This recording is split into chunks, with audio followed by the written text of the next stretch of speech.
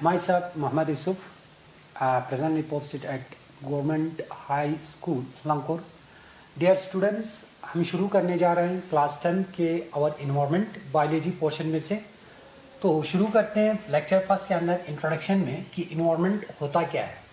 तो जब कभी भी हम इन्वायरमेंट्स की बात करते हैं, the surrounding in which we live, यानी हमारे इर्द गिर्द जो सराउंडिंग्स हैं, दैट इज कॉल्ड इन्वायरमेंट। उसको हम क्या कहते हैं? इन्वायरमेंट कहते हैं। ठीक है, तो यहाँ पे जो है इन्वायरमेंट है, इन्वायरमेंट मीन्स द सराउंडिंग, यानी जो हमारे सराउंडिंग्स हैं उसको हम क्या कहते हैं? इन्वायरमेंट्स कहते हैं। और इस सराउंडिंग्स के अंदर दो चीज रहते हैं, दो डिफरेंट टाइप के जो कंपोनेंट्स होंगे। एक होगा हमारा लिविंग और दूसरा होगा हमारा नॉन लिविंग। इस सराउंडिंग के अंदर दो डिफरेंट टाइप के जो है कंपोनेंट्स है, एक लिविंग कंपोनेंट्स है और दूसरा जो है नॉन लिविंग कंपोनेंट्स है। ठीक है, and the interaction between living and non living components of an environment is called ecosystem. और जो इंटरेक्शंस रहते हैं, the interaction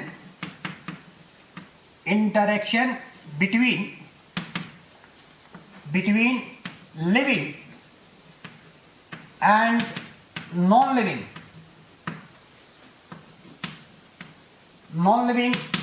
component, that is called ecosystem। इसको हम क्या कहते हैं? इकोसिस्टम कहते हैं। याद रखना, दैट मीन हमने कहा कि हमारे जो सराउंडिंग्स हैं, that surrounding is called environment. इस इन्वायरमेंट के अंदर दो डिफरेंट टाइप के कंपोनेंट्स रहेंगे, एक होगा हमारा लिविंग और दूसरा होगा हमारा नॉन लिविंग कंपोनेंट्स।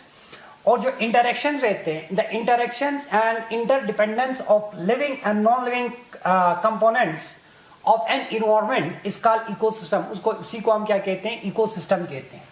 नाउ जो हमारा लिविंग कंपोनेंट्स हैं, this living component is called biotic component, इसको हम बायोटिक कंपोनेंट कहते हैं। और जो नॉन लिविंग कंपोनेंट्स हैं, these non-living components are also called abiotic component। that means हम ये कह सकते हैं the interactions between biotic and abiotic component, that means living, biotic means living and abiotic means non-living। जो interactions रहेंगे biotic and abiotic component का, that is called an ecosystem। and the term ecosystem was first used by Tinsley। ये नाम जो है ecosystem सबसे पहले रखा गया टेंसले ने। ठीक है, जो इकोसिस्टम नाम है ये सबसे पहले रखा गया टेंसले ने। नाउ दिस इकोसिस्टम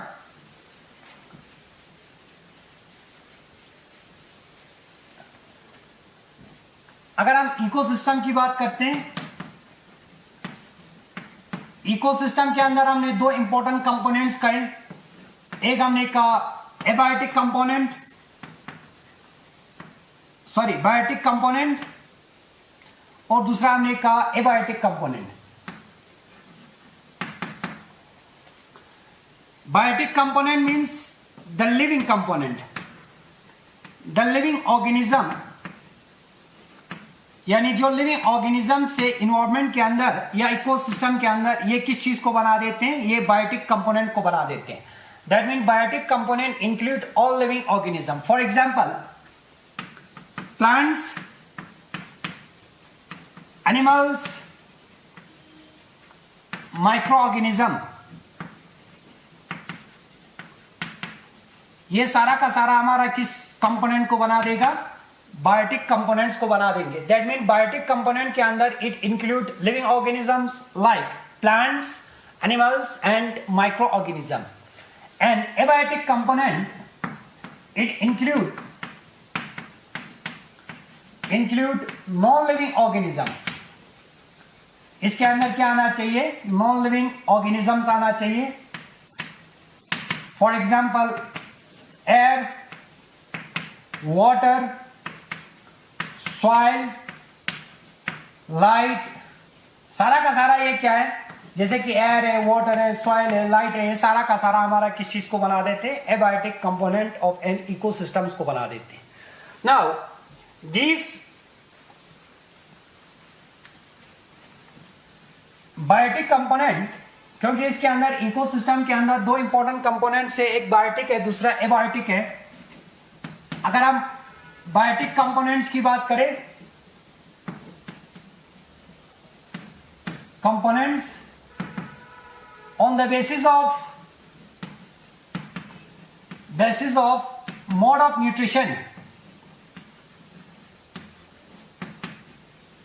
nutrition के बेसिस पे जाते हैं। these biotic components are further classified as producer and second one is consumer। एक आते हैं प्रोड्यूसर और दूसरा आते हैं consumer. On the basis of mode of nutrition के बेसिस पे जाते हैं। बायोटिक कंपोनेंट्स को हम फर्दर क्लासिफिकेशन करके एक को हम कहते हैं प्रोड्यूसर और दूसरे को हम कहते हैं consumer.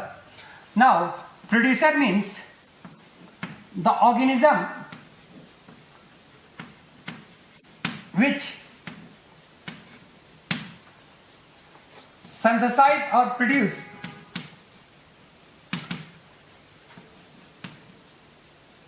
produce their own food by the process of photosynthesis। यानी वो ऑर्गेनिज्म जो अपना फूड जो है खुद सिंथेसाइज करते हैं with the help of photosynthesis by a process which is called photosynthesis, and that type of organisms are called producer. For example green plants हैं, all green plants and blue-green algae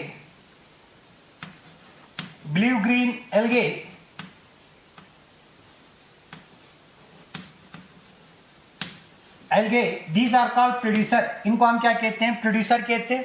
ठीक है, दूसरा आते हैं हमारा consumer. Consumer mean वो organism जो अपना फूड जो है खुद सिंथेसाइज नहीं करते हैं, जो रेडीमेड फूड के ऊपर जो है डिपेंड रहते हैं, they are called consumers. cannot synthesize their own food and depend on ready-made foods, जो डिपेंड रहते हैं रेडीमेड फूड्स के ऊपर। That type of organisms are called consumers. इस टाइप के ऑर्गेनिजम्स को हम कहेंगे consumers. And this consumers are, अगर हम कंज्यूमर्स की बात करते हैं, further classified into different types. इनको जो है फर्दर क्लासिफिकेशंस करके अलग अलग ग्रुप के अंदर डिवाइड किया गया है।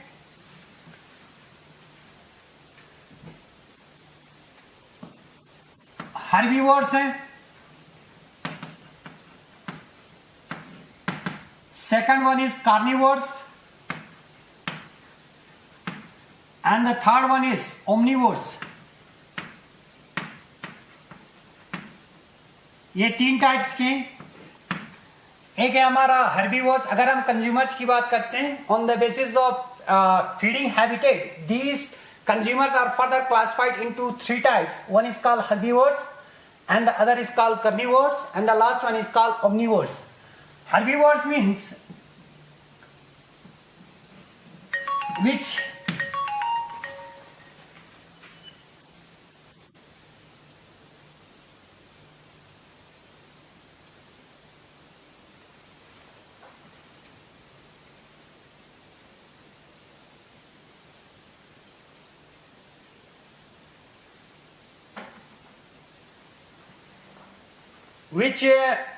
herbivores की बात करें, which eat plants or their product, यानी जो प्लांट्स और इसके प्रोडक्ट्स को खाते हैं उसको हम कहते हैं हर्बीवोर्स। ठीक है, कार्निवोर्स आते हैं which eat the flesh of other animals, यानी जो फ्लैश खाते हैं दूसरे एनिमल्स के, उसको हम कहते हैं carnivores. and the last omnivores which eat both flesh and plant products. एक तो फ्लैश, दूसरा जो है प्लांट प्रोडक्ट, दोनों को खाते हैं, उसको हम कहते हैं Omniverse. For example human beings. तो ये डिफरेंट टाइप्स के जो है कंज्यूमर्स हैं. एक आते हैं हमारा हर्बीवर्स और दूसरा आते हैं carnivores and the last one is called omnivores. ठीक है.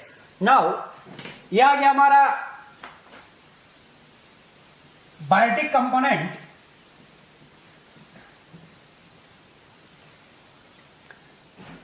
Last one is decomposer.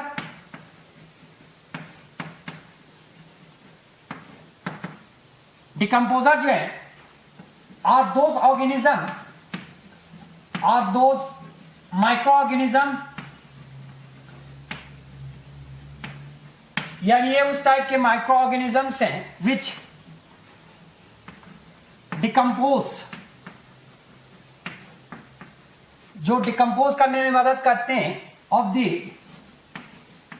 Remains of plants and animals. यानी कुछ ऐसे माइक्रो ऑर्गेनिजम्स होते हैं जो क्या करते हैं, प्लांट्स और एनिमल्स के जो रिमेन्स हैं उसको डिकम्पोज करने में मदद करते हैं, and that type of organism are called decomposer. इस टाइप के ऑर्गेनिजम्स को क्या कहते हैं, decomposer. And this decomposer play an important role in an ecosystem. ये सबसे मोस्ट इंपॉर्टेंट रोल करते हैं इकोसिस्टम के अंदर, because it have to circulate important nutrients. क्योंकि इसकी वजह से इंपॉर्टेंट न्यूट्रिएंट्स को जो है सर्कुलेट करने में मदद करते हैं. Nutrients between biotic and abiotic component.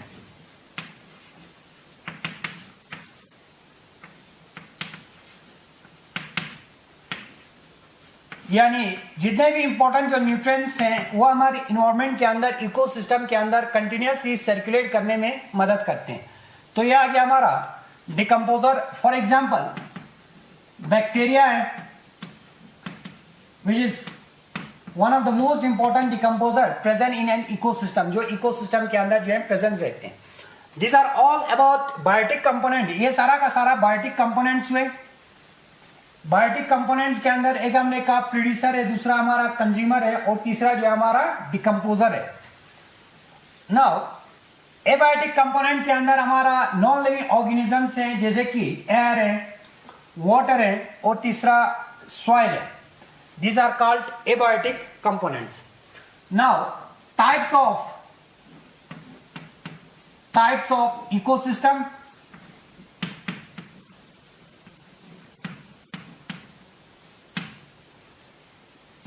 These ecosystems are further classified into two types. One is called natural ecosystem and the other is called artificial ecosystem. अगर हम इकोसिस्टम की क्लासिफिकेशंस की बात करें, डिफरेंट टाइप के क्लासिफिकेशन है ecosystem के अंदर. एक आते हैं माइक्रो इकोसिस्टम, बहुत ही जो छोटे टाइप के जो इकोसिस्टम्स हैं, जैसे कि एक वाटर ड्रॉप्स की बात करें वो भी हमारा एक इकोसिस्टम्स है, that is called micro ecosystem. ठीक है. और दूसरा आते हैं मैक्रो इकोसिस्टम. मैक्रो इकोसिस्टम वो इकोसिस्टम्स होते हैं जो बहुत ही साइज में जो है बड़ा होते हैं, जैसे कि एक सी है, समंदर है, वो हमारा मैक्रो इकोसिस्टम के अंदर आते हैं, या फॉरेस्ट है, बड़ा सा फॉरेस्ट है, वो हमारा मैक्रो इकोसिस्टम के अंदर आते हैं. इसी तरीके से डिफरेंट टाइप के क्लासिफिकेशन है इकोसिस्टम के अंदर. एक हमने कहा मैन मेड नेचुरल इकोसिस्टम्स है और दूसरा जो है हमारा आर्टिफिशियल इकोसिस्टम है. अगर हम नेचुरल इकोसिस्टम्स की बात करें, natural ecosystems are those type of ecosystems which are formed naturally. यानी वो इकोसिस्टम जो कुदरती तौर पे बन जाते हैं without the involvement of human beings, and that type of ecosystems are called natural ecosystem. For example forest है, ये हमारा नेचुरल इकोसिस्टम्स हैं, लेक्स हैं, पॉन्ड्स हैं, ये सारा का सारा हमारा नेचुरल टाइप के जो है इकोसिस्टम्स हैं, ठीक है। Artificial type of ecosystem is that type of ecosystem which is it is formed by human beings, जिनका जो फॉर्मेशन है वो ह्यूमन बींग्स करते हैं, और इसीलिए इसको हम कहते हैं man made ecosystem. This artificial ecosystem is also called man made ecosystem. इसको हम मैन मेड इकोसिस्टम भी कहते हैं, इकोसिस्टम, ठीक है। जो मैन मेड इकोसिस्टम्स होगा that are called artificial type of ecosystem. For example agriculture है, एग्रीकल्चर जो हमारा आर्टिफिशियल टाइप ऑफ इकोसिस्टम है, एक्वेरियम है, या अगर हम एक गार्डन की बात करें, these are regarded as artificial type of ecosystem। इनको हम क्या कहते हैं? artificial type of ecosystems कहते हैं। These are the classifications of ecosystems। एक हमने कहा natural type of ecosystem and the other is called artificial type of ecosystem। Now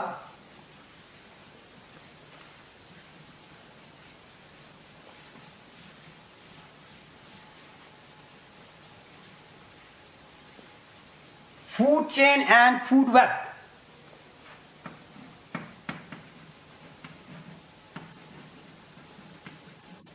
एक आते हैं हमारा फूड चेन और दूसरा आते हैं हमारा फूड वेब।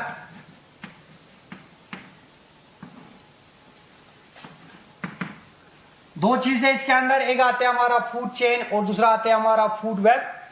फूड चेन की बात करें, the series in which one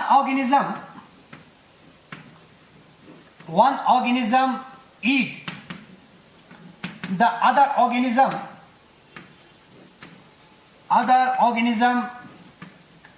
as a source of food, as a food, that series or sequence is called food chain। यानी जब कभी भी एक ऐसा सीरीज और सीक्वेंस जहां पे एक ऑर्गेनिज्म दूसरे ऑर्गेनिजम्स को खाते हैं as a source of food, that series और sequence is called food chain. उसको हम क्या कहते हैं? फूड चेन कहते हैं। फॉर एग्जाम्पल जो हमारा ग्रासेस हैं, यहां पे जो ग्रासेस हैं, ठीक है, ग्रासेस को कौन खाते हैं? डियर खाते हैं। डियर को कौन खाते हैं? लॉइन खाते हैं। तो यह हमारा क्या बना? एक सीरीज बना। This series is called food chain. इस सीरीज को हम क्या कहेंगे? इस सीक्वेंस को हम क्या कहेंगे? फूड चेन कहेंगे, ठीक है। तो एक ऐसा सीक्वेंस जहां पे एक ऑर्गेनिज्म दूसरे ऑर्गेनिजम्स को खाते हैं as a source of food, that sequence और series is called food chain.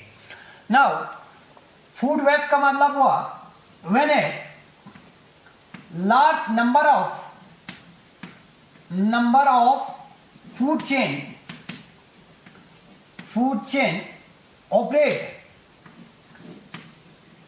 operate simultaneously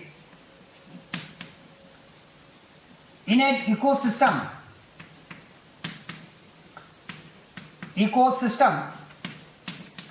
then it is called food web।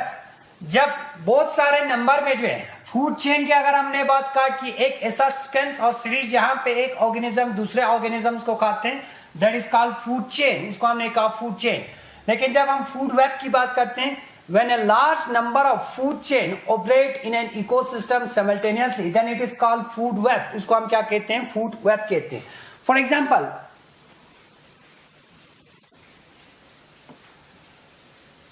यहां पे हम फूड वेब को बना रहे हैं, तो दोबारा से यहां पे हमारा ग्रासेस है। ग्रासेस को कौन खाते हैं? मान लो यहां पे हम बनाते हैं रेड। रेड को कौन खाएगा? स्नेक। स्नेक को कौन खाएगा? ईगल और हॉक। तो ये हमारा एक क्या बना? फूड चेन बना, ठीक है। इसी तरीके से दूसरा यहां पे हम बनाते हैं, ग्रासेस को कौन खाते हैं? डियर। डियर को कौन खाते हैं? लॉइन। तो ये दूसरा बना, ठीक है। इसी तरीके से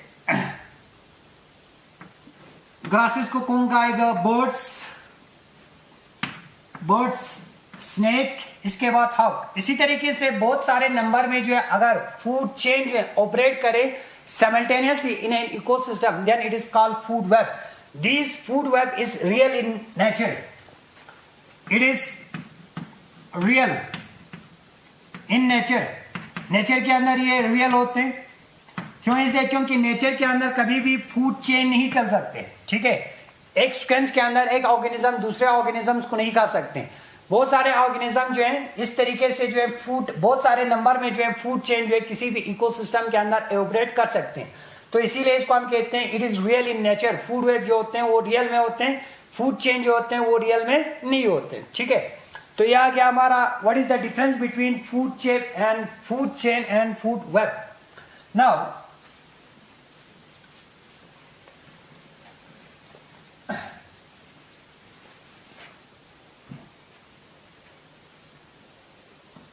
energy flow in an ecosystem। Ecosystem के अंदर एनर्जी जो है किस तरह से फ्लो करते हैं। जब कभी भी इकोसिस्टम के अंदर एक ऑर्गेनिज्म दूसरे ऑर्गेनिजम्स को खाते हैं तो इसकी वजह से एनर्जी जो है ट्रांसफर होते हैं, ठीक है। फूड के थ्रू जो है एनर्जी ट्रांसफर होते हैं from one trophic level to next trophic level. और ये जो एनर्जी फ्लो होगा ये हमेशा एक यूनि डायरेक्शनल के अंदर होगा, एक पार्टिकुलर डायरेक्शन के अंदर होगा, यूनि डायरेक्शनल। एनर्जी जो फ्लो होते हैं वो हमेशा जो है यूनि डायरेक्शनल होगा, ठीक। तो फॉर एग्जांपल जब कभी भी ट्रॉपिक लेवल के अंदर जो एनर्जी फ्लो होते हैं तो वो हमेशा जो है 10% लॉ के हिसाब से होते हैं, 10% लॉ के हिसाब से होगा, ठीक है। किस तरीके से देखो कि यहां पे जो है सन है, सन से जो एनर्जी आते हैं मान लो 1000 जूल्स जो है, किलो जूल जो है इसमें से एनर्जी आ रहा है। तो ग्रीन प्लांट जो है इस चीज को यूटिलाइज करेंगे during the process of photosynthesis. तो सिर्फ जो है 1000 के 10% एनर्जी को यूटिलाइज करेंगे during the process of photosynthesis. तो हमारा कितना बना? 100 किलो जूल्स बना।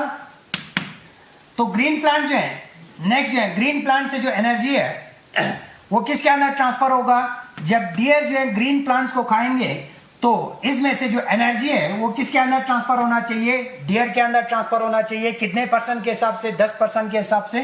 तो ये हमारा बना 10 किलो जूल्स ऑफ एनर्जी। और डियर जो है जब लॉइंस को खाते हैं, लॉइन जब डियर को खाते हैं तो दोबारा से जो है 10% एनर्जी इसके अंदर ट्रांसफर होगा, तो 0.1 किलो जूल्स के बराबर हुआ। इसी तरीके से जब कभी भी एनर्जी जो है एक ट्रॉपिक लेवल से नेक्स्ट ट्रॉपिक लेवल के अंदर ट्रांसफर होते हैं, सारा का सारा एनर्जी जो है ट्रांसफर नहीं होगा। Some energy are lost in the form of heat, यानी कुछ एनर्जी जो है लाइफ प्रोसेस के दौरान जो है लॉस हो जाते हैं। सिर्फ 10% एनर्जी जो है ट्रांसफर होते हैं from one trophic level to next trophic level के अंदर। तो यहां तक हम रखते हैं। तो इंशाअल्लाह नेक्स्ट लेक्चर के अंदर हम यहां से फिर नेक्स्ट टॉपिक के अंदर जाते हैं। तब तक के लिए थैंक यू।